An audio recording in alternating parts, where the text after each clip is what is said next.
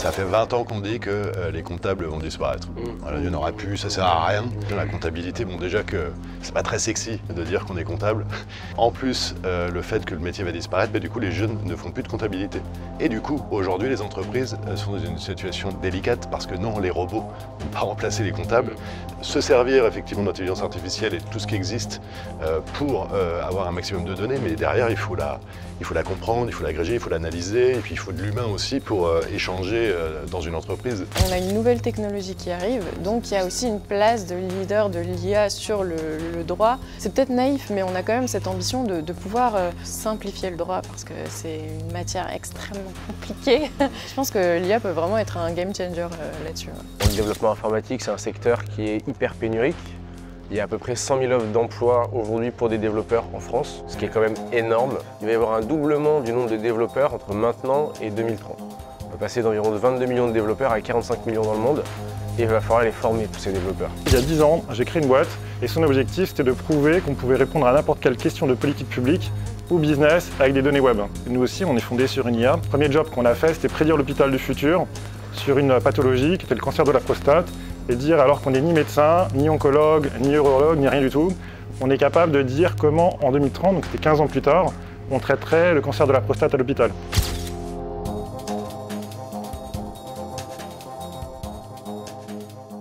Qui veut un café, du coup? Un allongé alors, s'il te plaît. Et un espresso, s'il vous plaît, si c'est possible. Ah bah voilà. Très italien. Ah oui, tu vois, c'est ça quoi. Tu auras l'impression d'être sur une petite place à Rome. Bref. Donc Frédéric Léger, mon nom, voilà, 44 ans, ancien commissaire aux comptes et expert comptable repenti, et maintenant entrepreneur. Je suis le dirigeant de Quincy et cofondateur. Voilà, on n'est pas dans la musique. En fait, on met en relation des freelances de la finance avec des entreprises dans le cadre de missions de management de transition. En gros, je me suis un peu perdu au lycée. J'ai fait une année sabbatique en première. Ce qui fait que mon dossier n'était pas excellent pour aller dans les écoles après. Tu es quand même devenu commissaire aux comptes. Et en s'accrochant, après le bac, mon père m'a orienté dans ce métier-là qui était le sien. Et je me suis retrouvé dans un cabinet où tout le monde bossait comme des dingues, payé aux honoraires réalisés, encaissés, et j'ai fait comme eux. Et j'ai bossé, j'ai rattrapé un peu le retard que j'avais pris au lycée. Et puis j'ai passé mes examens d'expertise comptable. Au début, j'étais en alternance et j'ai basculé rapidement c'est des diplômes d'État, donc on peut faire en candidat libre. Et donc j'ai fini par obtenir mon DEC tout en grandissant dans mon cabinet. Et puis après, j'ai eu avec d'autres cabinets l'opportunité de reprendre un panonceau qui s'appelle BDO. Donc en fait, c'est un grand réseau d'audit international qui pèse, je sais plus, 100 000 personnes. Et en France, le représentant s'était fait racheter par Deloitte. Donc BDO nous ont dit, le regroupement de vos cabinets, une centaine de personnes, ça marche, on y va, vous reprenez le panonceau. Et donc j'ai développé avec mes associés pendant une dizaine d'années BDO, jusqu'à, on est monté à 1300 personnes. Donc on a fait beaucoup de croissance externe, croissance organique aussi bien sûr. Et puis on était comme un nouvel acteur sur le marché, pas très connu, face à des Big Four qui sont quand même des entreprises bien établies. Donc il fallait être un peu malin, etc., parce que moins de moyens. Et donc moi j'ai fait plein de choses là-dedans et j'ai fini directeur général. Voilà, et je suis parti en 2021 parce que c'est vrai que c'est, comment dire, dans une structure qui grandit très vite, etc., comme ça, et qui devient finalement assez séduisante, ça attire plein de gens et pas que des gens bien. Et donc non, c'est devenu politique, très politique, et moi je déteste la politique. Et donc j'ai fini, parce qu'à chaque fois qu'on veut faire un projet, il faut aller faire le tour des popotes, puis il y en a qui résonnent plus individuellement que collectivement. Et donc j'en avais marre, je me suis dit, je vais changer. Et du coup, je suis parti et j'ai monté tout de suite, le lendemain de mon départ, Quincy, avec un de mes anciens associés avec qui j'ai longtemps travaillé. Et parce qu'on a vu que sur le marché, il y a de plus en plus de freelance. Alors en IT, c'était déjà vraiment le cas, dans le marketing aussi. Et par contre, il n'y avait pas d'acteurs spécialisés sur la finance. Et donc on s'est dit qu'on allait les représenter, les aider, les accompagner et leur trouver des missions. Et donc c'est ce qu'on a fait. Donc on a lancé Quincy en 2021. Quincy, ça fait référence à Quincy Jones, qui était un dénicheur de talent. C'est ça la référence. Et voilà, et puis on s'est pas mal développé. On va faire 3 millions de chiffres d'affaires en année 2. Et on a un vivier de 700 consultants avec qui on s'est entretenu, qu'on a qualifiés, etc. Et puis donc on met à disposition plutôt de grandes entreprises dans le luxe, les cosmétiques et la pharma. Donc ça s'est fait un peu grâce à mon carnet d'adresses et celui de mon associé. Mais l'idée, c'est que cette boîte soit indépendante de nous. Donc on veut la rendre la plus scalable possible et donc la faire connaître. Et donc voilà un petit peu le chemin. Voilà. C'est à moi, c'est ça? Bah, je crois, Vous regardez. Une montre. Donc moi je m'appelle Lenny, j'ai 36 ans. Ça fait 10 ans maintenant, un peu plus, que je monte des boîtes. J'ai créé ma première boîte sortie d'école. J'ai fait une école d'ingénieur centrale et après j'ai fait HEC pour me spécialiser en entrepreneuriat pendant 1 an. Et en fait à la sortie d'HEC, j'ai monté ma boîte. C'était tout de suite une école de musique. Donc j'étais tout de suite branché formation. Et en fait j'ai fait ça pendant 3 ans avec 2 associés. En 2015, on a revendu notre boîte et je me suis lancé, on va dire en tant qu'intrapreneur, avec quelqu'un qui était dans mon réseau mais qui avait 20 ans de plus que moi et qui m'a dit j'ai des clients, j'ai plein d'idées, j'ai du cash, ça te dit qu'on lance un business ensemble en exploitant tes compétences en formation digitale. Et donc on a créé une boîte qui s'appelait Nouvelle Donne, grand déploiement, qui faisait de la formation pour les banquiers. J'ai fait ça pendant 8 ans et en fait au bout de 5-6 ans, je sentais qu'on avait atteint un petit peu notre taille, la taille critique, quoi. On était rentable, j'arrivais plus beaucoup à développer l'entreprise en restant sur les mêmes produits, les mêmes clients. Je commençais aussi un petit peu à m'ennuyer parce que moi la finance à la base c'était moins mon truc, c'était plus la musique. Et puis c'était un moment de ma vie où j'ai eu des enfants, j'ai ma conscience écologique qui s'est un petit peu aiguisée et j'avais envie de faire quelque chose avec plus de sens. Je pense qu'on était en période Covid, ça devait aussi aider. Et à ce moment-là, j'ai commencé à réfléchir à ma sortie de cette boîte-là et à ce que j'allais faire après. Et j'avais envie de m'impliquer dans des projets d'éducation qui étaient en lien avec la transition écologique. L'idée, c'était d'être un peu catalyseur de gens qui vont eux-mêmes catalyser la transformation. Et à ce moment-là, je rencontre différents entrepreneurs de mon réseau. Et en fait, j'ai rencontré mon associé actuel à ce moment-là.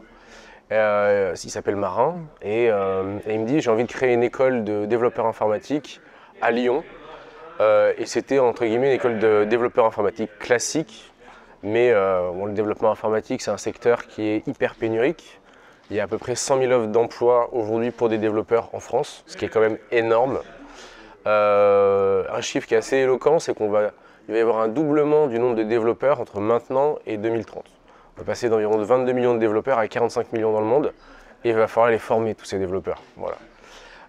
Et donc je rencontre Marin, première fois que je le rencontre, je me dis bon, c'est intéressant ce business-là, mais c'est ni écologique, ni positionné judicieusement. C'est-à-dire que là, si on ouvre une école ensemble à Lyon, on va faire peu ou prou ce que font déjà plein d'entrepreneurs. Et ça me fait un petit peu cogiter, et puis on se revoit 3-4 fois. Et petit à petit, on se réoriente vers l'idée d'aller créer des écoles en région. C'était un peu la dynamique du local, les gens qui retournent dans des villes de taille plutôt intermédiaire ou en banlieue des grandes villes, et qui revalorisent un petit peu les territoires aussi en faisant ça. Et puis on se réoriente vers l'idée de faire de l'éco-conception logicielle, qui permet de faire de la sobriété numérique, mais qui est qui n'existe pas dans les écoles de dev aujourd'hui. On est allé interroger des écoles d'ingénieurs, on leur dit bon, la contrainte écologique, comment vous l'intégrez dans vos cursus? Et en gros, ils nous ont répondu, alors c'est peut-être pas très politiquement correct, mais ils nous ont répondu la loi va s'appliquer là, mais on sait qu'on a 10 ans pour la mettre en œuvre avant de se faire taper sur les doigts.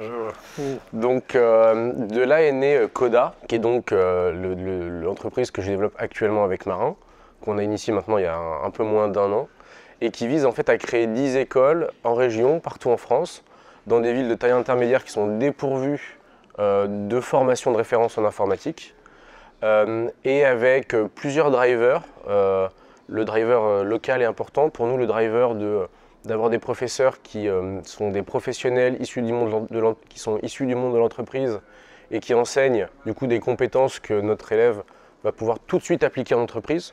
C'est quelque chose qui est très important pour nous. on fait de l'éco-conception logicielle et pour finir, on est une école qui fait des devs mais un peu plus ouvert sur le monde. C'est-à-dire qu'on les forme au marketing d'eux-mêmes. Ils vont être freelance pour la plupart. Ils ont besoin de se vendre à des entreprises, donc on leur apprend à créer un CV, on leur apprend à créer un post LinkedIn, on leur apprend aussi à s'engager dans des projets associatifs où ils sont obligés de faire de la communication. C'est super important aujourd'hui. Chez nous, ils ont aussi de l'anglais. On leur fait des cours de sport. Ils ont un coach sportif privé parce qu'on considère que ça fait partie de l'équilibre aussi. Et en fait, on a lancé, ça allait super vite. On a levé un peu moins d'1,8 million en 2 mois. On a lancé en février l'année dernière et on a, avec une première implantation à Orléans. Et là, on a une première promo de 35 élèves et on est en train d'en recruter 120 pour l'année prochaine. Et on veut ouvrir 2 nouvelles écoles en septembre 2025. Top. À mon tour du coup. Moi c'est Léa Fleury, donc j'ai un parcours un peu atypique je dirais dans le sens où j'ai commencé par faire du droit, j'ai passé ma maîtrise de droit des affaires à Bordeaux, ensuite j'étais pas forcément vraiment certaine de continuer métier d'avocat, toutes ces choses-là, comme si le droit menait comme métier d'avocat d'ailleurs. Du coup, j'ai intégré l'ESSEC en 2016 et après 1 an à l'ESSEC, j'ai quand même voulu terminer mes études de droit, donc je suis retournée en droit, j'ai passé mon Master 2 à Paris, j'ai bossé en cabinet d'avocat. Et finalement, au bout d'un certain temps, ça ne m'a pas vraiment plu, donc je suis devenue data analyst. Et là, ça fait à peu près un peu moins d'1 an que j'ai cofondé avec mon associé une IA générative juridique. Enfin, pour parler très simplement, c'est une sorte de ChatGPT du droit, un petit peu plus complexifié. Quand je bossais en cabinet d'avocat, je passais beaucoup de temps à faire des recherches juridiques. Donc il y a 2 parties en fait. Tu as un moment où tu vas piocher différentes sources, jurisprudence, articles de droit, doctrine, tous ces trucs-là. Et ensuite, tu as un deuxième temps où tu dois vraiment articuler tout ça ensemble pour essayer de personnaliser un petit peu la réponse pour la structurer face au client. Et en fait, il y a des très bons outils déjà qui existent sur le marché, mais avec l'IA, il y a quand même ça redistribue un peu les cartes dans le sens où ça va permettre de faire à ta place. Donc déjà de chercher dans ces différentes sources de droit qui sont hyper disparates, c'est un marché extrêmement... il y a quand même un gros travail de nettoyage à faire dans la data légale et donc ça va permettre de piocher là-dedans et ensuite ça va articuler toutes ces données entre elles pour pouvoir personnaliser une réponse. On en est vraiment qu'aux prémices.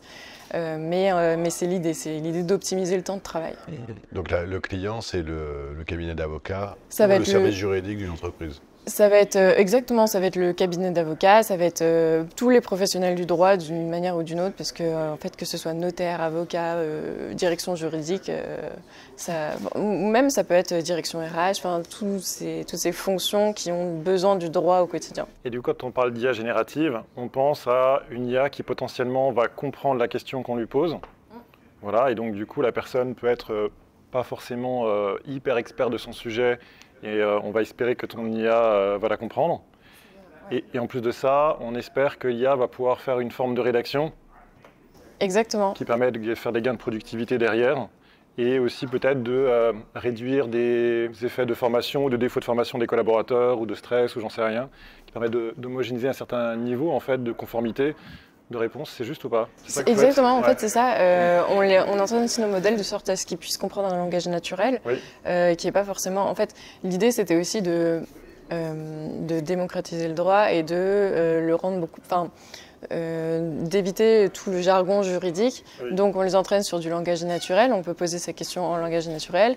On a des LLM qui vont rendre la réponse intelligible et après on a des modèles de droit qui là sont vraiment développés sur du jargon juridique, que ce soit du jargon juridique ou du langage un petit peu plus naturel pour faire une réponse qui est quand même très précise et fiable. Et en termes de sources, tu disais qu'il y a plein de sources pas possibles dans le droit. Ouais. Est-ce que tu inclus là-dedans les sources qui sont sur le web? Ou est-ce que tu inclus que des bases de données de droit, les codes Ouais, là pour l'instant on n'est que sur du open data, donc ça va être tous les codes, on couvre tous les domaines du droit. On a aussi intégré récemment le BOFIP, on a les jurisprudences, pas toutes, celles qui sont disponibles en open data. On a aussi les sources non codifiées, mais justement le challenge là-dedans, ça va être d'intégrer la data qui n'est pas disponible sur Légifrance, et donc là ça va être un gros challenge pour nous et il va falloir qu'on... Parce que ce qu'on entend par open data, c'est bien quelqu'un qui a pensé que ces données-là intéresseraient d'autres, qui les a mis en boîte, c'est très structuré, c'est très propre, et il y a quelqu'un derrière qui a dit ces données-là, elles sont de qualité. Donc ça va être legifrance.gouv.fr, ce genre de choses. Voilà. Ouais. C'est ça. Et après, il y a la donnée non structurée, et c'est celle-là sur laquelle vous n'allez pas encore aujourd'hui. Non, il y a deux types de... Nous, on se concentre vraiment sur l'open data style Legifrance qui est fiable, plutôt que... Enfin, je sais qu'il y a certains chatbots qui vont plutôt s'axer sur les blogs ou des choses comme ça. Nous, on n'y va pas pour le moment, c'est pas un parti qu'on a voulu prendre. Donc, on préfère... En fait, on fait le pari aussi que l'IA, grâce à toutes ces données brutes, va pouvoir créer, remplacer des articles de blog ou créer une sorte de doctrine, entre guillemets, si j'ose dire ça. C'est pas une doctrine. Non, mais dans le sens où elle va pouvoir rendre intelligible le droit. Et dans ce cas-là, la donnée brute qui est fiable et qui est constamment mise à jour, je pense que ça suffit. Ok. Parce que du coup, en fait, si on résume fortement, c'est un peu comme si on avait un moteur de recherche en ligne pour aller sur legifrance.gouv.fr où il faut parfaitement maîtriser les mots-clés qu'on tape, blablabla. Et après, on reçoit plein de données qui sont à la suite les unes des autres. Il faut faire tout le travail d'analyse. Vous faites en fait un espèce d'interface qui permet de poser sa question très naturellement. Et en plus, on en a un résumé de haute qualité. C'est ça, en fait, pour l'instant, c'est un agent conversationnel, un chatbot comme un ChatGPT. On pose une question en langage naturel, ou si on connaît le vocabulaire juridique, on peut faire comme ça aussi, et on obtient directement une réponse structurée. Donc justement, il n'y a pas c'est pas une recherche par mots-clés, c'est une recherche vectorielle où on n'a pas besoin d'aller faire le travail d'analyse après. Du coup, on parle de robot conversationnel. C'est ça, on peut dire ça. Et donc, oui, donc moi c'est Philippe Charlot, et je crois que je suis le plus âgé d'entre vous, je dois avoir 47 ans, ouais c'est ça. Et du coup j'ai un parcours un peu comme toi, où j'ai un peu cherché, et donc à 19 ans je suis entré dans la Marine nationale, parce que je suis vraiment passionné de la mer, j'aime bien rendre service à mon pays, et puis j'ai un petit côté aventurier. Et donc du coup je suis rentré sur bâtiment de combat, un endroit qu'on appelle le central opération. C'est une espèce de pièce toute noire, vous savez, vous avez dû voir ça dans les films, où il y a des radars qui tournent, ce genre de choses. Et mon travail consistait à établir ce qu'on appelle la situation tactique, c'est-à-dire mais qu'est-ce qui se passe autour de ce bâtiment de combat. Et là du coup il faut imaginer, il y a plein de capteurs avec des données qui se rafraîchissent vraiment à très très haute fréquence, et il faut s'assurer tout le temps de comprendre ce qui se passe.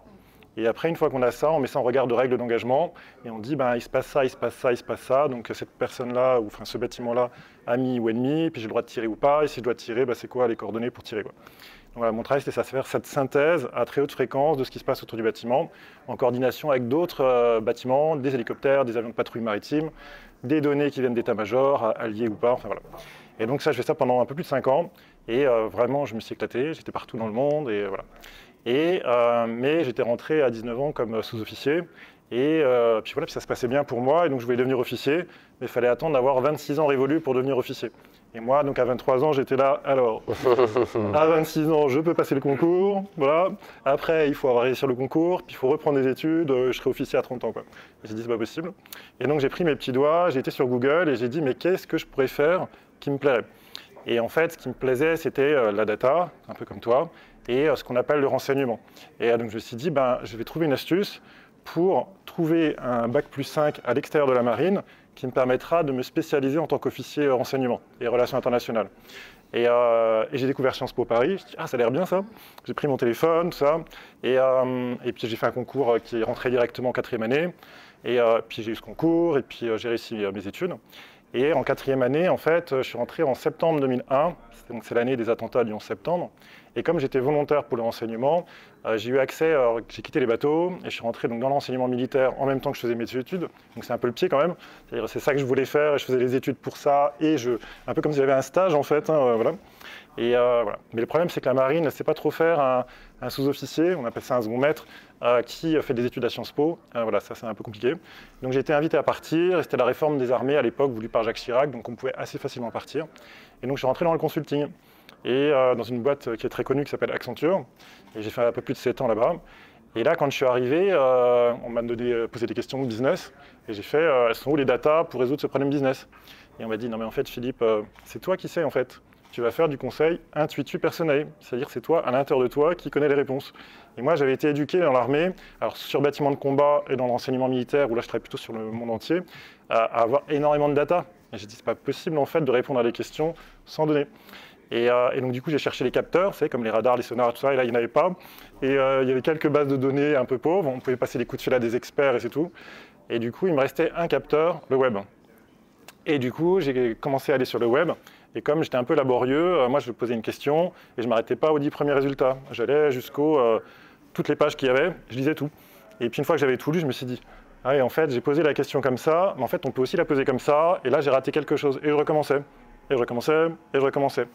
Et ce qui m'a permis pendant cette année à développer un protocole de raisonnement fondé sur un grand volume de données web et à rapidement rattraper mon retard sur une question qu'on me posait et aussi dépasser rapidement tout ce que tout le monde savait, puisque j'avais accès à des informations que personne n'avait. Voilà, et moi j'ai progressé, j'étais consultant en système d'information, puis en management, puis en stratégie. Du coup j'ai été débauché par un cabinet de conseil spécialisé en stratégie qui s'appelle Roland Berger. Et j'ai fait un peu plus de 2 ans et demi là-bas. Et puis plus ça allait, plus je développais mon protocole de raisonnement par le web, et plus je voyais qu'il y avait une contradiction entre un modèle profondément fondé sur l'individu, et moi qui disais en fait, un peu que je crois que c'est Socrate qui disait ça quand il avait 80 ans, je ne sais pas s'il a été jusqu'à 80 ans, mais c'est juste, je sais maintenant que je ne sais rien en fait, vous voyez. Et donc moi il se trouve que j'ai compris ça un peu plus tôt, et donc plus je me développais dans le conseil, plus j'expliquais qu'en fait on ne savait rien, mais c'est un peu contre-intuitif pour un cabinet de conseil, quoi. Et donc du coup en 2013, il y a 10 ans, j'ai créé une boîte qui s'appelle Dametis, et son objectif c'était de prouver qu'on pouvait répondre à n'importe quelle question de politique publique ou business avec des données web. Voilà, le premier job qu'on a fait, c'était prédire l'hôpital du futur sur une pathologie qui était le cancer de la prostate, et dire alors qu'on n'est ni médecin, ni oncologue, ni urologue, ni rien du tout, on est capable de dire comment en 2030, donc c'était 15 ans plus tard, on traiterait le cancer de la prostate à l'hôpital.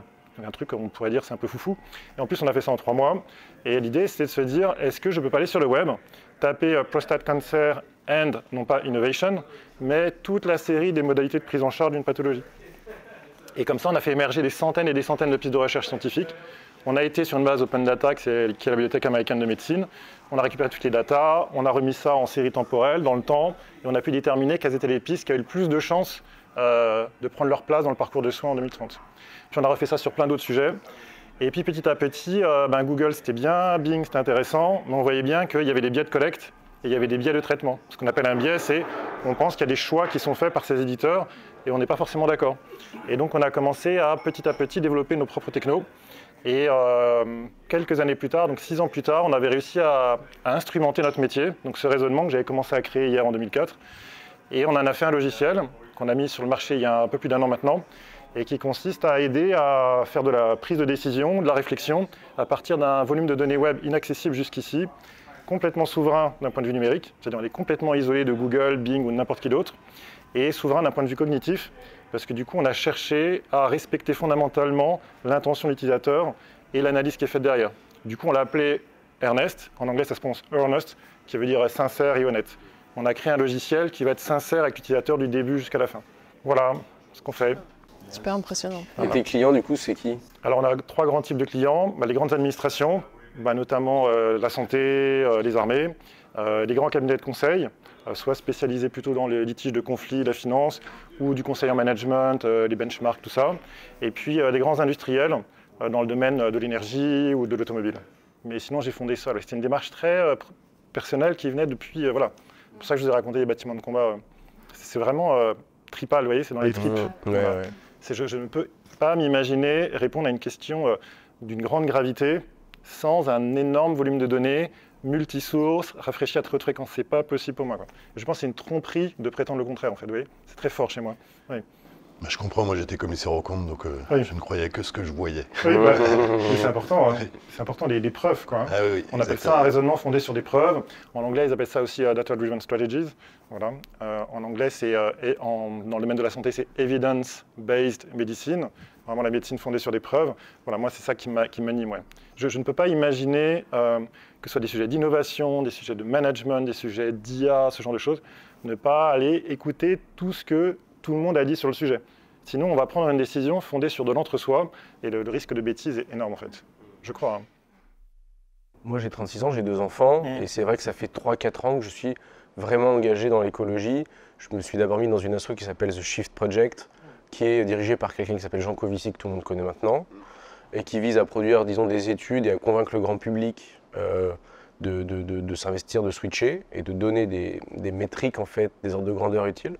et la fresque du climat, où c'est des ateliers de vulgarisation. Et je me suis dit, en fait, le niveau de connaissance que j'ai et l'envie que j'ai à changer la société, tout le monde l'a, c'est évident, on va dans le mur. Donc, et pour moi, mettre de l'éco-conception dans nos cursus chez Coda, ça allait naturellement intéresser, drainer des étudiants, et en fait pas du tout. Et en discutant avec la directrice marketing d'un des grands groupes d'éducation français, elle me dit, oui, nous on l'a fait en dev et dans plein d'autres cursus, notamment dans les cursus business et marketing. Et en fait, en aucun cas, c'est un élément qui va attirer des prospects à devenir étudiants chez toi. Ce qui était pour moi complètement contre-intuitif. Et donc là, avec mon associé, on s'est posé la question qu'on se pose aujourd'hui, c'était est-ce qu'il faut qu'on aille éduquer notre marché en leur disant si, c'est important et donc ça a de la valeur et donc inscrivez-vous chez nous parce que vous allez en faire, ou bien est-ce qu'on doit faire autrement?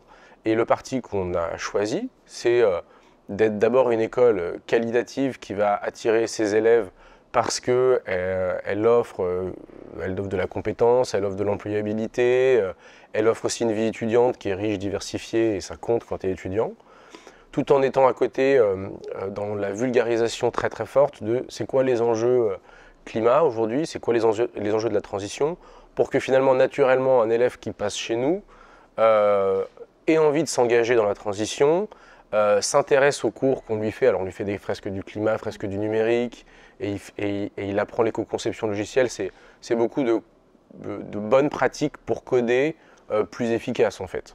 L'éco-conception, c'était un truc que faisaient les développeurs il y a 15 ans, parce qu'il n'y avait pas la fibre et parce qu'il n'y avait pas des machines surpuissantes. Après, ils n'ont plus eu besoin de le faire, et maintenant on y revient du fait de cette contrainte écologique. Et donc on a dit, on va mettre en avant des arguments clés pour attirer les élèves, mais après on va les évangéliser, on va leur faire tourner la musique de l'écologie tout au long de la scolarité pour que ça devienne aussi des ambassadeurs engagés, quoi. Voilà, donc moi sur le sujet de l'évangélisation, moi j'ai eu l'impression de le faire plusieurs fois dans ma carrière. Quand j'ai lancé ma première boîte Carpe Diez, c'était une école de musique en ligne par visioconférence. On était une marketplace de cours en visioconférence et c'était bien avant Covid. Donc la visio, à l'époque c'était Skype, ça marchait pas très bien et il a fallu beaucoup déjà évangéliser et on s'est quand même beaucoup épuisé à le faire. Et au final, tu coupes un peu l'herbe, enfin, tu prépares le terrain pour des concurrents qui vont arriver plus tard. Avec la stratégie du coucou. Avec un meilleur time to market, oui. Le marché est un peu préparé et bam, ils arrivent et hop, ils prennent le marché. Donc moi, j'en reviens un petit peu et je préconise plutôt de répondre aux besoins actuels de ses clients et après, si on a une conviction forte, de l'incarner, mais quelque part, ça doit être un à côté positif et pas forcément le cœur de ta proposition de valeur. Voilà. Pour moi, c'est très clair aussi. Hein. Nous, on a construit donc notre logiciel Ernest pour être sincère, parce que quand on a commencé à regarder de près comment fonctionnaient les moteurs de recherche, on a pris peur, on a fait une thèse là-dessus, etc., pour essayer de comprendre, on appelle ça rétro-ingénierer le fonctionnement d'un logiciel. Et donc, nous, on a voulu créer quelque chose de sincère, parce qu'on s'est dit quand même, ça ne peut pas marcher, en fait, un moteur de recherche, par rapport à la question qui est posée, c'est pas possible, en fait, tel que c'est conçu. Et donc, on est allé sur le marché plutôt avec cette idée-là de, nous, on va être sincère. Tellement c'était important pour nous, voilà, cette espèce de souveraineté cognitive. Et en fait, on se rend compte que ça n'évoque rien chez les gens, en fait. Pour eux, c'est le web, c'est ce qu'ils ont compris au fin des années 90, début des années 2000. Ça marche comme ça, et si on veut commencer à leur expliquer qu'en fait, pas du tout, ils disent « Non, mais déjà, on n'a pas le temps pour consacrer un peu d'énergie à essayer de comprendre, ça ne nous intéresse pas et ça nous va bien comme ça, en fait. » Et donc, on n'a aucune chance de vendre ou d'éduquer si on commence à expliquer ce que c'est que le web. Et du coup, nous, c'est comme toi, Lénie, ce qu'on fait, c'est qu'on dit tiens, regarde les résultats qu'on est capable d'avoir avec Ernest sur le web. Est-ce que cette connaissance, tu peux l'avoir par un autre moyen? Et là, les gens sont étonnés de se dire mais comment ça se fait que ce document-là ne soit pas sur Google? Vous voyez, et là, du coup, il y a des résultats, en fait, qui se disent ah oui, quand même. Et puis, ils se disent ah, mais je ne comprends pas, en fait, pourquoi il y a autant de résultats aussi denses sur ce sujet-là. Quand je vais sur un moteur de recherche, peu importe lequel, il y a quelques dizaines de résultats. Et nous, il y en a des milliers. Et ils sont ultra précis. Alors ça leur pose un autre problème qui est comment on fait pour traiter tout ça. Mais du coup, on fait un peu comme toi, on y va par qu'est-ce qui les touche en fait. Et qu'est-ce qui fait que ça va les provoquer intellectuellement à se dire tiens, j'ai intérêt à consacrer de l'énergie à ce sujet-là, j'ai intérêt à rentrer dans cette démarche-là. Non pas parce que intellectuellement c'est intéressant de savoir que le web est complètement différent de ce qu'on nous raconte, mais parce que j'ai un intérêt concret à avoir ces résultats-là. Et c'est seulement après, une fois qu'ils ont eu du bénéfice, qui se disent mais en fait, comment tu fais pour y aller? Ah, et là, ils découvrent, mais seulement après. C'est un peu comme toi, en fait. On maintient notre proposition de valeur, on ne va certainement pas se cacher et on continuera à appeler Ernest, donc Ernest, mais ça viendra après, en fait, quand eux viendront vers nous, vous voyez. Quand j'ai lancé donc, la version bêta de mon projet le 1er mai, on a fait une sorte de mini buzz en fait, sur Twitter. Et donc on a eu ce côté où les gens à qui on s'adressait trouvaient l'idée excellente. Et à côté de ça, on a eu énormément que ce soit de professionnels ou d'étudiants qui nous disaient « Ah, vous faites de l'IA, mais vous allez, j'ai même pas encore eu mon diplôme, vous allez déjà me remplacer » ou de méfiance face à cette technologie. Et l'idée, oui, c'était vraiment de se dire « Bon bah ok.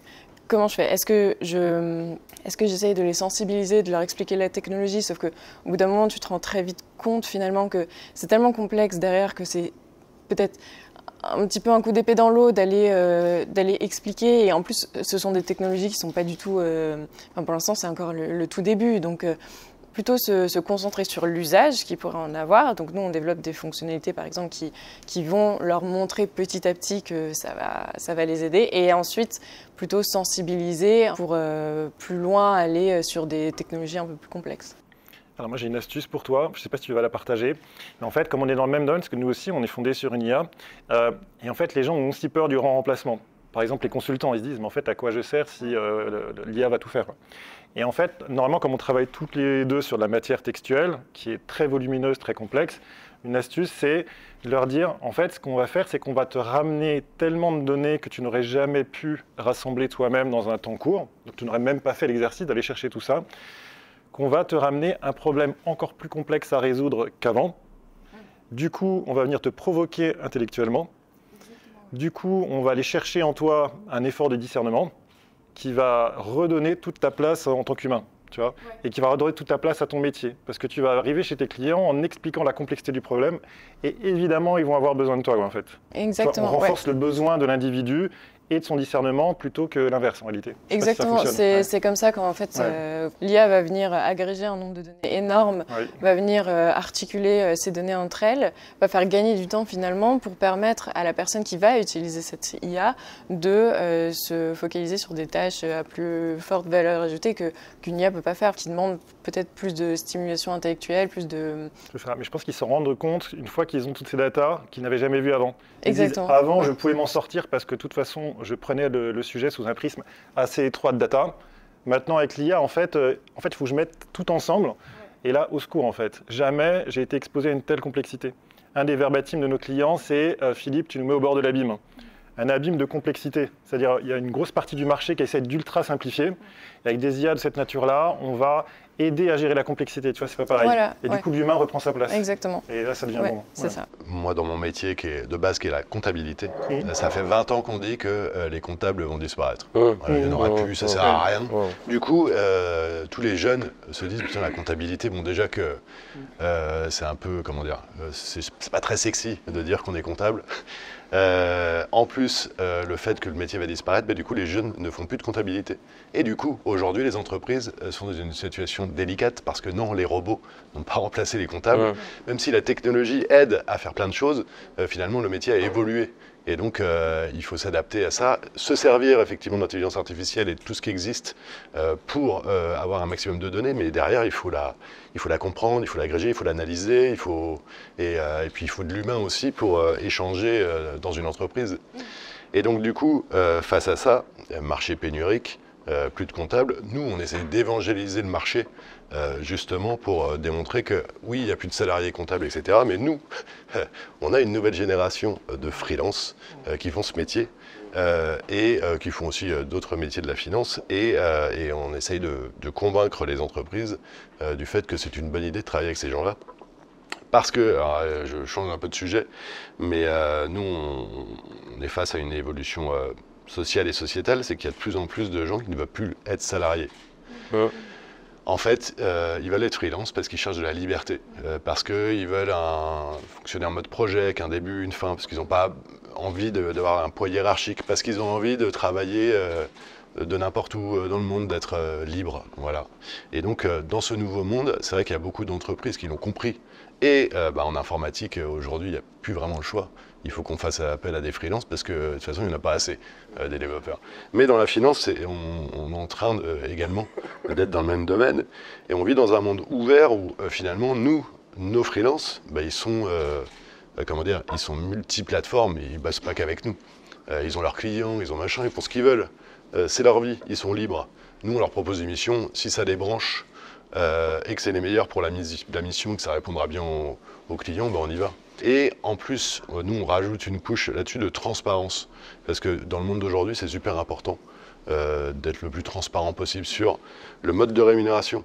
Parce qu'il y a beaucoup d'acteurs, moi dans mon secteur, qui sont totalement opaques, qui ne disent pas combien va être rémunéré, combien vont facturer le freelance à la société. Quand tu es dans la finance, le mec qui le met dans la société, il a accès aux factures. Donc forcément, à la fin, il sait.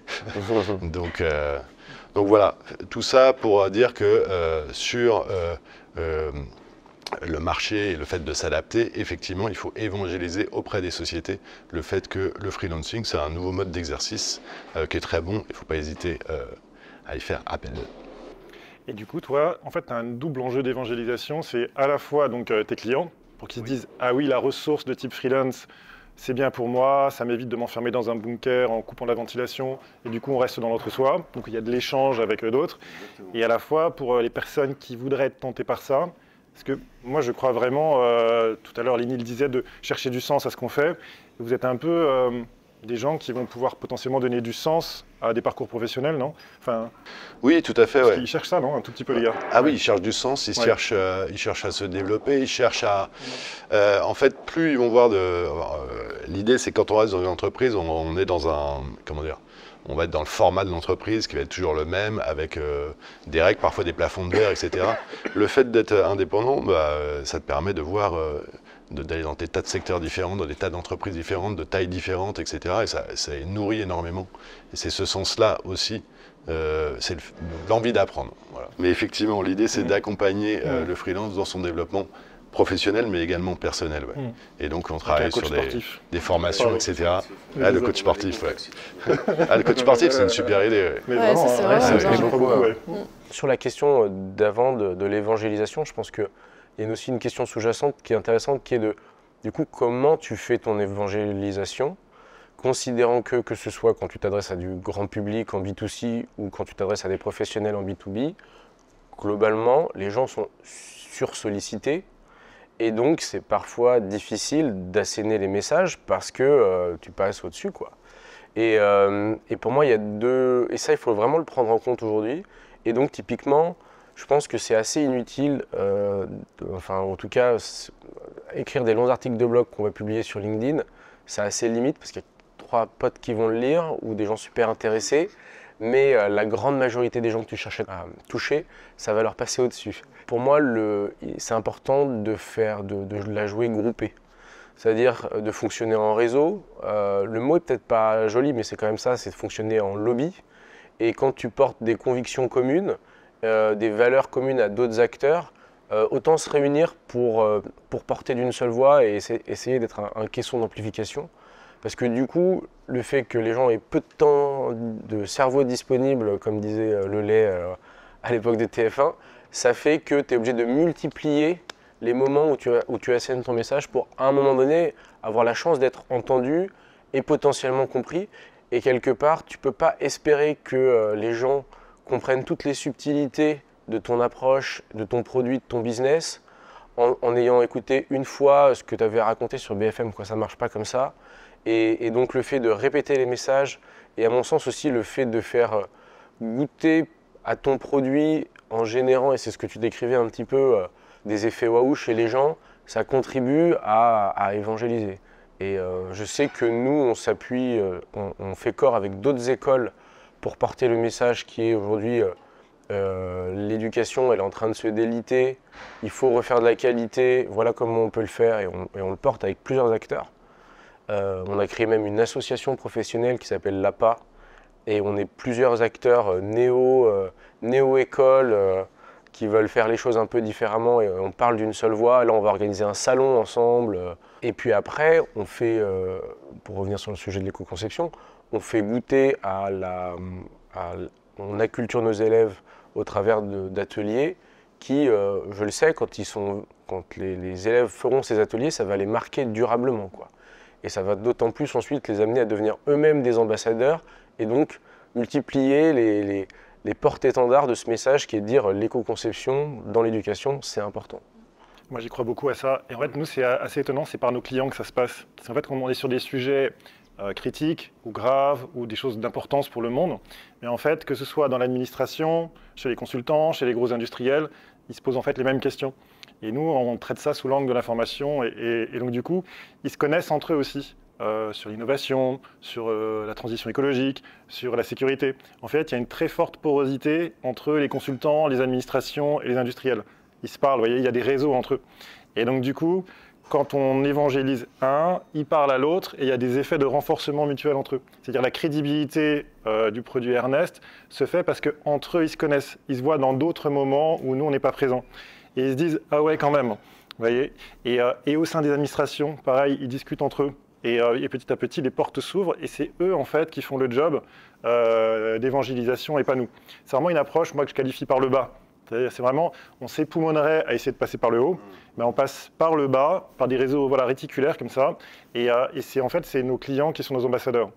Et on les retrouve, on est membre d'un think tank aussi qui réfléchit sur des problématiques de gouvernance publique. Et on retrouve des individus de différents métiers et qui fréquentent, en fait, dans d'autres endroits. Et petit à petit, en fait, les gens font circuler que peut-être il y a une autre manière d'aborder la prise de décision en évitant de rester dans l'entre-soi, mais en se connectant à des données que personne n'a jusqu'ici, quoi. Donc je pense que nos clients, c'est quand même... Enfin, moi, je mise à fond sur les clients plutôt que de faire des blogs très très longs sur LinkedIn. Ouais. Et d'où l'intérêt, je ne sais pas comment toi tu fais, mais c'est de ne pas avoir un type de client, mais plusieurs qui vont se parler dans d'autres lieux, tu vois. Pas être trop focus sur un type de client, je crois. Pour l'instant, on est plus dans une approche build in public. Enfin, on va un petit peu raconter notre aventure entrepreneuriale, comment on fait, comment ça se passe. On co-construit avec des cabinets d'avocats qui ont déjà, eux, une certaine légitimité. Donc, pour l'instant, on est plutôt dans l'idée de... On veut partager, par exemple, on a une version en libre service où tout le monde peut se connecter, utiliser notre outil gratuitement pour sensibiliser en soi ou pour partager. On a une offre gratuite assez généreuse et c'est plutôt comme ça qu'on essaye de fonctionner. La co-construction, je pense que c'est une très bonne idée parce que si ta clientèle, c'est des cabinets d'avocats, c'est quand même une profession qui fonctionne plutôt à l'ancienne. Ouais. Il y a beaucoup de barrières à l'entrée. Ouais. Moi, j'en ai beaucoup travaillé avec des avocats, ils sont encore en papier. Hein. Avec, quand on parle de digital, le scan, déjà, ce serait une avancée. Donc, et en fait, pour les convaincre, c'est pas facile. Par contre, quand on commence à travailler, à construire avec 1, 2, 3, ils font référence un peu sur le marché et qui deviennent effectivement des ambassadeurs. Ouais. Derrière, ça peut en convaincre d'autres. C'est ça, et puis c'est une profession, enfin, ils ont des exigences déontologiques très, très, très énormes. On a un vrai enjeu de confidentialité des données avec l'IA. Enfin, j'imagine que toi aussi, c'est pas mal là-dessus. On veut pouvoir bosser avec des acteurs comme ça qui ont des exigences très fortes là-dessus. Et ouais, l'idée de co-construction, ça part de là aussi. Ouais. Parce que oui, tous les deux, toi comptable, toi avocat, vous êtes quand même tous les deux sur des marchés où il y a des acteurs. Enfin, moi, en comptabilité, je connais des Dashlane ou autres. Mais en droit, maintenant, tu as Legal Start, Captain Contrat ou des boîtes comme ça qui ont déjà énormément simplifié l'accès à des documents personnalisés dans leur rédaction. Ouais. Non, nous, on est sur un marché qui est vachement compliqué, où il y a des gros acteurs qui sont déjà implantés. Là, les cartes changent un petit peu parce qu'on a une nouvelle technologie qui arrive. Donc, il y a aussi une place de leader de l'IA sur le droit qui se crée. Et nous, c'est peut-être naïf, mais on a quand même cette ambition de pouvoir changer la donne sur la façon de travailler et avoir des façons de travailler beaucoup plus efficaces, beaucoup plus précises et toujours dans cette conviction de simplifier le droit parce que c'est une matière extrêmement compliquée. Donc, je pense que l'IA peut vraiment être un game changer là-dessus. Mais après, moi, je trouve que la question de pénétrer un marché qui est mature, elle se joue à l'entrée sur le marché, mais elle se joue aussi sur comment en fait tu crées des barrières à l'entrée pour pas te faire ensuite complètement rattraper par les acteurs qui existent déjà et qui scrutent le marché, qui voient les innovations, qui voient ce qui marche et qui à un moment donné la possibilité de se dire bah en fait soit je rachète l'innovation, je l'intègre mais ça va me coûter beaucoup d'argent, soit en fait cet argent je l'investis pour faire la même chose et tuer ce petit acteur qui globalement n'a pas forcément les clients, n'a pas forcément les mêmes ressources humaines que moi, etc. Et ça, c'est pour moi aussi un vrai sujet de cette valeur pérenne et de barrière à l'entrée. Pénétrer un marché, se faire connaître, être innovant au démarrage, trouver une niche, ça se fait. Mais réussir à conserver au bout de 3, 4, 5 ans ton avantage concurrentiel qui fait que tu te développes et que tu ne te fais pas prendre des parts de marché par des acteurs traditionnels, c'est aussi super difficile en fait. Le fait ensuite potentiellement de lever de l'argent, ça compte aussi quand tu veux pénétrer un business. On voulait lever 700 000 € pour créer notre première école. On a levé 1 750 000. C'est presque trop pour ouvrir juste une école à Orléans en fait. Parce que, moi très concrètement aujourd'hui j'ai un budget publicitaire que je ne dépense pas parce que j'ai pas un marché sous-jacent suffisamment grand pour voir toutes mes pubs quoi, et pour faire suffisamment d'impressions. Mais donc, en tout cas, la notion de lever de l'argent pour saturer son marché, ça peut être important, mais c'est pas toujours nécessaire. On peut pas rentrer sur un marché et faire comme tout le monde, sinon on est complètement inaudible. Nous, on essaye d'innover par l'implantation, par l'offre pédagogique qu'on veut faire. Et après, parfois, l'innovation, c'est pas non plus de la disruption, quoi. C'est pas, je pense que de l'IA générative dans le droit, c'est assez disruptif. Nous, ce qu'on fait, c'est pas non plus hyper disruptif. Par contre, on prend des éléments qui nous semblent importants dans l'éducation et on les réunit et on les maximise. Je dirais que nous, avec Ernest, le marché est vraiment différent. On est sur un marché plutôt premium, avec ce qu'on appelle de la deep tech. Ça fait 10 ans qu'on réfléchit à un protocole et qu'on instrumente. Et du coup, le sujet, c'est quel temps on prend pour l'innovation. Parce que la deep tech, ça veut dire c'est long, ça coûte cher, ça mobilise beaucoup de ressources, etc. Et donc, nous, on a plutôt privilégié le temps et peu de levée de fonds, c'est-à-dire beaucoup d'autofinancement. En fait, sur l'ensemble des 10 ans, on a levé 400 000 € en love money, mais on a investi 2 millions d'euros en R&D. Vous voyez ? En fait, ce qu'on a fait, c'est qu'on s'est dit, cette innovation-là, il faut qu'elle aille à la vitesse d'une vache sur un chemin de campagne, c'est-à-dire à 5 km/h. C'est Étienne Klein qui dit ça dans une publication, et je trouve ça tellement juste, en fait. Il faut prendre ce temps-là de la rencontre si on veut faire du deep tech. Et donc, du coup, nous, on est rentré dans l'intimité de nos clients par de la prestation intellectuelle pour forger avec eux, en fait, petit à petit, une techno qui soit vraiment à leur service. Vous voyez ? Et donc, trop d'argent tout de suite, des fois on ne peut pas le consommer, mais c'est aussi peut-être le risque d'aller trop vite dans l'innovation. Et donc nous, on a préféré aller lentement comme cette vache sur le chemin de campagne et d'aller tout doux, de lever peu de fonds, d'avoir une immense liberté de manœuvre pour se dire mais comment on va faire cette rencontre sur le marché. Et donc être disruptif par la deep tech, mais disruptif dans l'intimité de nos clients. C'est-à-dire pas disruptif pour se faire plaisir, vous voyez ? C'est pas une coquetterie intellectuelle, c'est une espèce de très très grande proximité et les clients payent pour ça. Ils sont prêts à payer pour la solution dans laquelle elle est en fait. Au début, ils payaient pour des fichiers Excel, enfin, vous voyez, et petit à petit, maintenant ils ont leur logiciel en SaaS et ils sont très contents. Mais ça a pris du temps et je trouve ça bien aussi de prendre le temps et de ne pas lever trop d'argent en fait.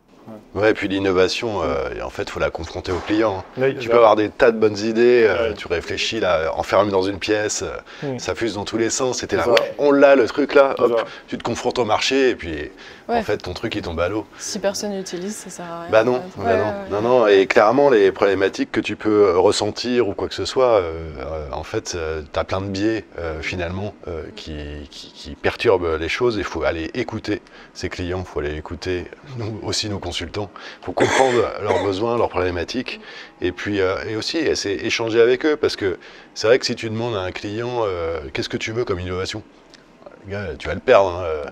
Il faut lui donner des idées, l'orienter d'un seul coup et échanger.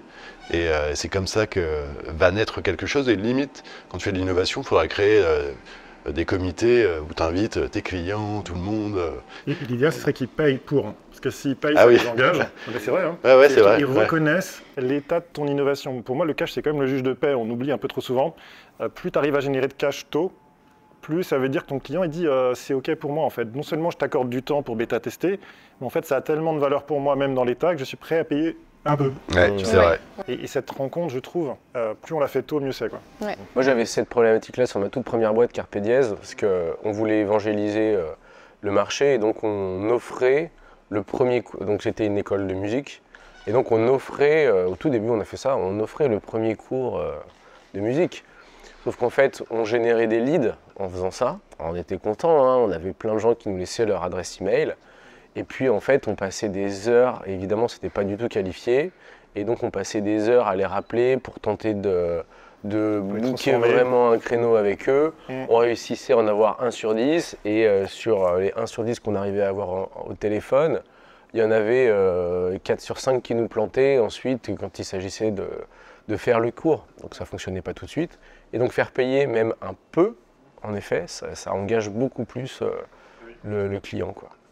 C'est parfois assez difficile. Enfin, moi, je sais que chez Ordalie, on fait un peu face à ce problème-là aussi.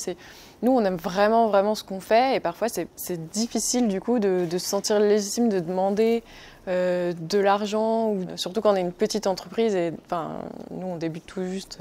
Compliqué. Ouais, mais ça, c'est le fake it until you make it. Ouais. C'est, faut pas avoir le sentiment qu'on est petit, faut pas avoir le sentiment que ce qu'on fait, ça n'a pas de valeur. Oui, non, et donc, bien sûr. à mon sens, hein, au contraire, il faut se dire, j'ai une vision, j'ai des ambitions qui ont de la valeur, une valeur du coup économique, et il faut que ça se retraduise derrière en euros que les gens sont prêts à payer pour avoir mon service. Ouais, ouais. Et je sais que nous, quand on a lancé l'école, les gens nous ont dit mais comment vous faites pour lancer une école? C'est quoi votre légitimité à faire ça? On a mis un peu ces sujets de côté en considérant qu'on avait une vision pédagogique qui était la bonne, on avait une vision de comment on pouvait apporter de la vertu à la société qui était la bonne, en l'assumant, en étant parfois peut-être un peu assertif et en gonflant un peu le torse. Et en apportant de la réassurance sur des sujets où on n'était pas forcément très confortable derrière. Mais quelque part, enfin aujourd'hui, si on a nos 35 élèves sur cette première promotion, enfin nos 35 élèves, ils ont des cours tous les jours avec des preuves de qualité. Et finalement, pour acquérir nos premiers élèves, il fallait qu'on dise dès le début, on aura des preuves de qualité, vous aurez des super locaux, etc. Même si on n'avait pas encore le contrat avec les professeurs et on n'avait pas encore les locaux, quoi. Mais après, on s'est donné les moyens de leur offrir ça. Bien sûr. Ouais, non, mais au démarrage, on leur a pas dit « Bon, alors on n'est pas sûr que vous aurez des profs, on n'est pas sûr que vous aurez des locaux parce qu'on est en train de le construire. » On sait qu'on va y arriver. Quand on y croit et qu'on y va à fond, en fait, voilà. C'est ça. Moi, je partage un tout petit peu quand même les préoccupations de Léa, parce qu'en fait, quand on est sur de la techno qui demande du temps, au début, tu es dans les balbutiements, tu vois. Tu es là, ça a l'air bien, enfin, ça marche dans 10% des cas, sur un petit cas d'usage, et face à toi, tu as plein de logiciels qui fonctionnent déjà, sur plein de cas d'usage, dans je sais pas combien de langues et tout, et toi, tu arrives avec un tout petit bout d'un petit bout, en fait. Et donc, ce démarrage-là, moi, me surprend pas du tout. Ce qui serait intéressant, c'est de le transformer en une démarche humble. Ça, je pense que ça marche très bien, c'est-à-dire une vraie humilité. Mais ça ne veut pas dire que ce qui est proposé là, sur ce petit bout-là, n'est pas de très haute qualité et n'a jamais été vu ailleurs. Et donc, du coup, aller dans cette discussion avec les clients en disant, bah voilà, moi, je pense que ce serait bien que pour ce test-là, bah, ça coûte X centaines d'euros ou X milliers d'euros. Donc, arriver à formuler quelque chose. Mais la difficulté pour les gens qui font de la techno et surtout de la deep tech, c'est que bah, c'est tellement loin avant d'avoir un produit fini qui déclenche un acte d'achat, tu vois, ce qu'on appelle le willing to pay. J'ai vraiment envie de payer pour ça. Il y a un décalage entre ce que tu es capable de sortir, un peu comme un enfant ou un jeune artisan, tu vois, qui au début, bah, c'est un peu brouillon. Il faut qu'il y retourne et voilà. Tu n'oses pas le mettre dans une galerie quelque part rue de Seine à Paris, tu vois. C'est trop perfectible en fait. Oui, exactement, Ouais. c'est ça. Et c'est toujours l'idée. Nous, on bosse beaucoup par itération et on a déjà presque plus de 6000 utilisateurs. Et on est là, la techno, elle n'est pas encore tout à Bravo, fait 6000 perfectible. utilisateurs, c'est pas mal. C'est vachement bien, ouais. Merci. Ouais, mais parfois, on s'améliore là-dessus. Mais au début, c'est toujours cette idée de la techno n'est pas finie. Bah non. Donc, sortir un Mais produit. je crois qui est pas que fini. dans ton secteur d'activité, la techno n'est jamais finie. Oui, en fait. finalement, elle va jamais être Finalement, finie. Tu progresses toujours. Du coup, il y a vraiment 2 astuces pour moi. Enfin, nous, celle qu'on a utilisée à la Métis, c'est la prestation intellectuelle. C'est-à-dire que, OK, d'un point de vue techno, self-service, il n'y a que ça. Mais en back-office, on a tout un tas de post-traitements. Et donc, on peut réaliser des prestations pour vous et vous montrer la profondeur du droit qu'on est capable d'aller attraper et le raisonnement qu'on peut fabriquer avec. Et peut-être dans 3 ans, tout sera sans self-service. Mais tu vois, on fait la preuve. Et là, la prestation intellectuelle te permet de générer du cash, qui te permet de créer du lien avec ton client. Et l'autre astuce, c'est ce que nous, on n'a pas forcément fait, mais c'est d'ouvrir le service en SaaS le plus tôt possible sur un tout petit cas d'usage. Et c'est peut-être ce que vous avez fait vous. Voilà. Et nous, on a appris ça plus tard, tu vois, de se dire, on ne peut pas arriver à ouvrir tout d'un coup tout, quoi. Voilà. Et donc maintenant, on fonctionne plus par itération sur la partie techno, mais on a gagné énormément de liens avec nos clients en vendant de la prestation intellectuelle, c'est-à-dire vraiment de la résolution de problèmes fondée sur des données que personne n'avait, en fait. Ouais. Comment tu penses ton modèle pour aller te mettre en situation de lever des fonds? Ouais, nous, on a vraiment fait une méthodo très structurée pour lever des fonds, Ouais. avec comme si on allait prospecter finalement ça. des clients. Ouais. Voilà. Et en choisissant le type d'investisseur. Effectivement, nous, on ne Exactement, voulait pas ouais. de fonds d'investissement. De toute façon, on ne voulait pas lever trop non plus, Ok. parce qu'on se disait que ça ne servait à rien, surtout quand tu es très jeune. Après, il y a toujours aussi un sujet sur la valo. Nous, au début, on était parti avec mon associé en disant ça vaut tant. Et puis en croisant des banquiers d'affaires un peu malins, etc., ils disent mais ça vaut beaucoup plus, les gars. Oui, toujours. Ah bon? Et tu sais, toi, plein d'humilité, tu dis ouais, on a créé des choses, on a créé de la valeur, mais t'es sûr? Et alors là, maintenant, tu le rationalises en faisant effectivement un exercice financier, des DCF, ton budget que tu actualises avec tes flux, machin. En utilisant la technique. Et là, ça permet de rationaliser finalement la valo que tu as attendue. Et au final, je sais que nous, on a tout processé. On était très organisés sur le sujet. Ça prend beaucoup de temps. Pendant ce temps-là, ta boîte, elle ne se développe pas. Surtout qu'elle est petite au début et donc elle est très dépendante de toi. Donc il faut accepter aussi le fait que ton business végète un petit peu le temps de cette levée de fonds. C'est ça. Ouais. Et nous, je sais qu'on a levé essentiellement, on a fait 1/3 d'equity, 2/3 de dette, il ne pas se faire diluer. Et sur cette dette, c'est des obligations qui sont non convertibles, mais qu'on rémunère.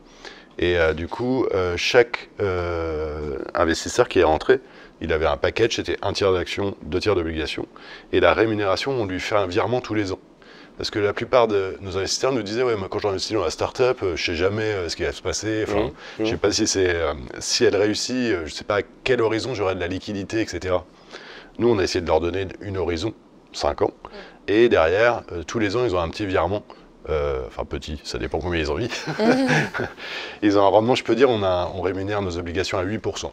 Ce qui est fort quand même, c'est d'avoir fait des obligations non convertibles. Parce que la plupart des gens veulent le beurre et l'argent du beurre, c'est-à-dire ils veulent de l'obligation avec un rendement annuel.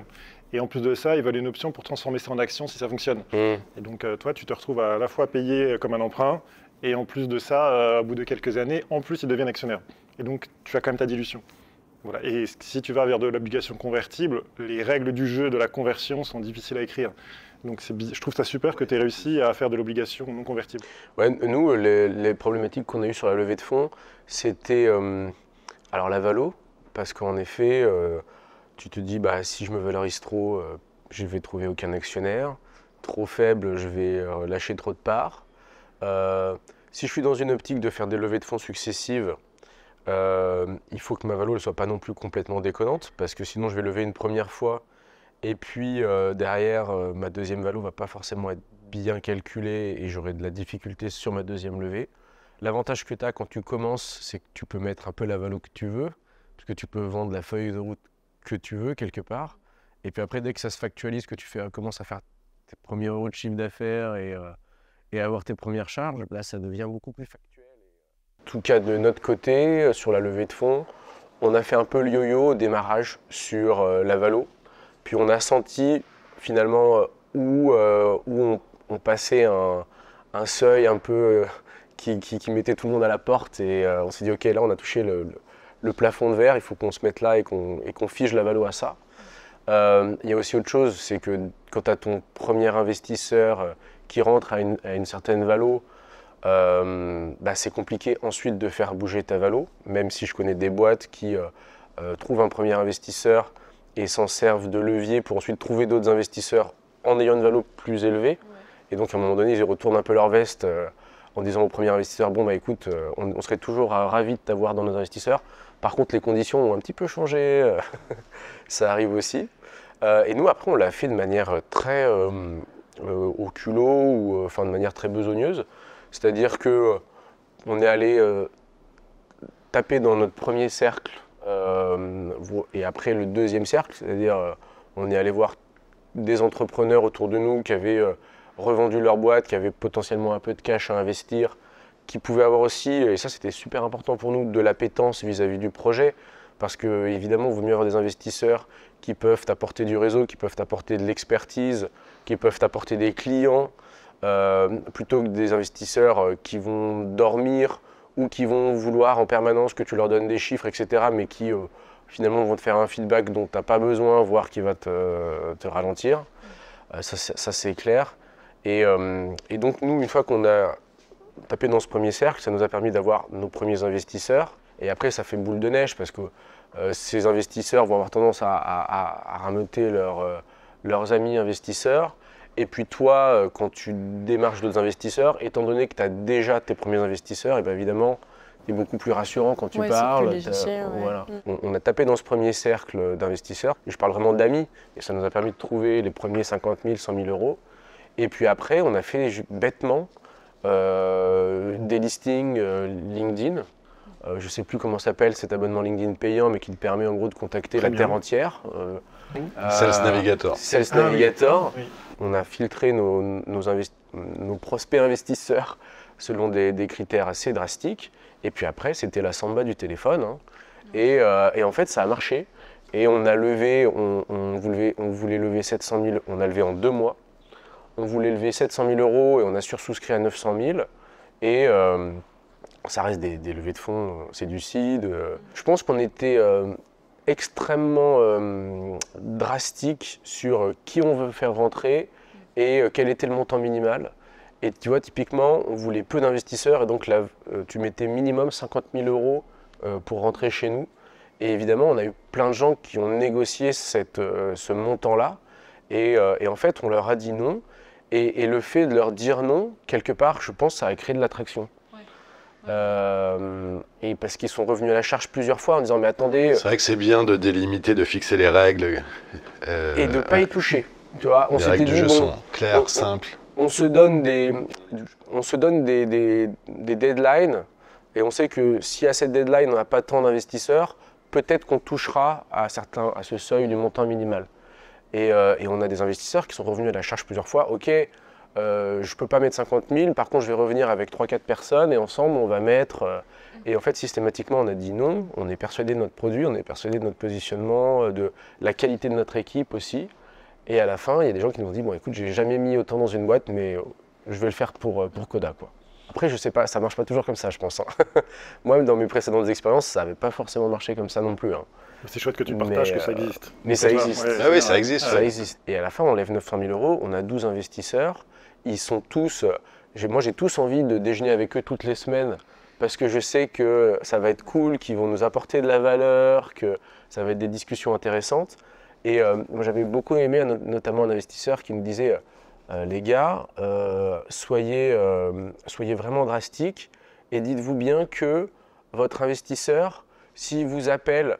Vous pouvez vous permettre de ne pas lui répondre parce que vous avez d'autres choses à faire, parce que vous êtes focus sur le développement de votre business. Par contre, si vous l'appelez, faut qu'il réponde au quart de seconde pour vous aider à vous développer. Et si les investisseurs que vous trouvez ne sont pas prêts à faire ça, ce n'est pas les bons investisseurs pour vous. Et en fait, je pense qu'il avait complètement raison, même si évidemment, je réponds aux investisseurs, à nos associés qui nous appellent et un associé qui ne me répond pas tout de suite, je ne rentre pas en conflit avec lui. Mais n'empêche que c'est un peu ça, quoi. Il faut trouver des personnes qui sont vraiment déterminés à t'aider. Et pour rebondir là-dessus, nous on les a choisis aussi pour leurs valeurs. Ouais. Clairement, parce que pour moi c'est très très important les valeurs. Avec mon associé, on partage ça et on a vraiment créé une équipe qui était basée sur la bienveillance, la performance, la déconne, parce qu'on bosse beaucoup et c'est important de rigoler aussi. Voilà, il faut de l'humour, tout ça dans une équipe. Et une équipe, comment dire, si on n'a pas de stars, les stars souvent elles sont un peu toxiques. Moi je l'ai vécu dans mon ancien métier où j'ai recruté quelques stars et ça s'est parfois bien passé, parfois très mal. En fait une équipe soudée c'est ultra performant et là du coup j'ai voulu le faire de manière dans un écosystème global. C'est-à-dire il y a les salariés, il y a les consultants, il y a les clients, il y a les investisseurs. Et en fait on choisit tout ça. Alors choisir, on a ce luxe. Effectivement, pas toujours. Hein. Effectivement, parfois les clients, on s'adapte. Mais j'adore tous mes clients. Enfin, s'ils m'écoutent là, je fais gaffe. Mais effectivement, pour leurs valeurs aussi, c'est super important. Je sais pas. Et quand tout le monde partage ça, ça crée une dynamique incroyable. Ouais, c'est un peu l'idée en fait que nous on passe un entretien pour pouvoir avoir un soutien financier, mais on cherche évidemment aussi un accompagnement. Donc l'entretien il est un petit peu dans les deux sens aussi, où nous on dit bon bah on veut pas n'importe qui dans notre board et donc. Pour moi ça c'est essentiel hein, que vous parliez de valeurs pour ces levées de fonds, parce que nous par exemple une des valeurs fondamentales chez nous c'est la souveraineté française. Ça vous peut paraître surprenant hein, quand il y a une start-up deep tech qui vous dit mais en fait nous ce qui est le plus important chez nous dans tout notre processus c'est la souveraineté française. Mais en fait quand on parle d'intelligence artificielle, on parle aussi de géopolitique de l'intelligence artificielle. Il y a des énormes enjeux mondiaux en termes de qui possède quelle technologie d'intelligence artificielle, quelle puissance ça va donner à un État et aux sociétés qui relèvent de cet État-là. Et donc nous, on est extrêmement vigilants à ce que nos partenaires financiers respectent cette souveraineté française. En plus, non seulement on est dans l'IA, mais on est dans l'IA qui donne accès à une connaissance inaccessible jusqu'ici à l'échelle humaine. Imaginez les enjeux d'intérêt de différents États ou grands groupes industriels qui voudraient avoir cette information que les autres n'ont pas. Et donc nous, on a besoin que le premier investisseur institutionnel qui va nous rejoindre puisse être une forme de garant que ceux qui vont suivre vont être des gens qui vont respecter cette souveraineté. Puisque du coup, comme on est deep tech, forcément, on ne va pas faire juste une levée de fonds, mais on va faire N. Et donc ce qu'il faut, c'est que le premier entrant, lui, puisse nous garantir que soit il va pouvoir suivre, soit qu'il va installer quelque chose qui sera clair pour tout le monde, que derrière, on veut des gens qui vont respecter la souveraineté française.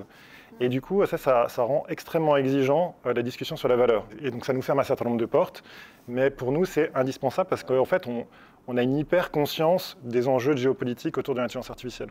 Et donc il y a l'aide avec du non dilutif, mais il y a aussi l'État, justement, de cette problématique de géopolitique qui intervient en dilutif. C'est-à-dire qu'il y a des fonds d'investissement d'État, il y a le fonds French Tech Souveraineté par exemple, il y a des fonds Innovation Défense, c'est-à-dire où l'État entre au capital de la société. Ouais. Et qui va venir soutenir, booster en fait la technologie et garantir qu'elle reste avec un pavillon français, un minima européen, pour faire en sorte que dans la tectonique des plaques mondiales, les technologies qui sont essentielles pour notre avenir, on les maîtrise. Oui. Alors, comme on l'évoquait précédemment, en fait, l'idée c'est d'arriver à séduire ces acteurs-là par le procédé innovant, la technologie qui va avec, peut-être même commencer par la prestation intellectuelle, ensuite les emmener vers la technologie. Et si seulement tu as réussi à créer un vrai désir autour de ce que tu fais, à ce moment-là qu'ils investissent. Tu vois, mais je pense qu'il ne faut pas qu'ils commencent par investir. Moi, je les encourage à me générer du chiffre d'affaires. Je dis, si je vous intéresse, si vous pensez que cette technologie est importante pour le pays, commencez par la consommer, en fait. Vous voyez ? Commencez par la vivre. Et ensuite, vous investirez, en fait. Parce qu'il y a un grand risque, en fait, qu'ils investissent en cochant la case French Tech Souveraineté, mais qu'ils ne savent même pas de quoi ils parlent, en fait. Voilà. Alors qu'en fait, il y a, dans mon domaine, par exemple, l'accès à la connaissance, on peut servir toutes les universités françaises, les grandes écoles, la santé, on travaille déjà pour eux, la transition écologique. Et donc, du coup, ils peuvent générer un chiffre d'affaires. Ils n'ont même pas besoin d'investir, en fait. Vous voyez ? Ils peuvent juste, par le chiffre d'affaires, m'autofinancer. Et ça, c'est le plus beau, en fait. On sent bien l'entrepreneur qui fait un rendez-vous et qui ressort avec un client et un investisseur.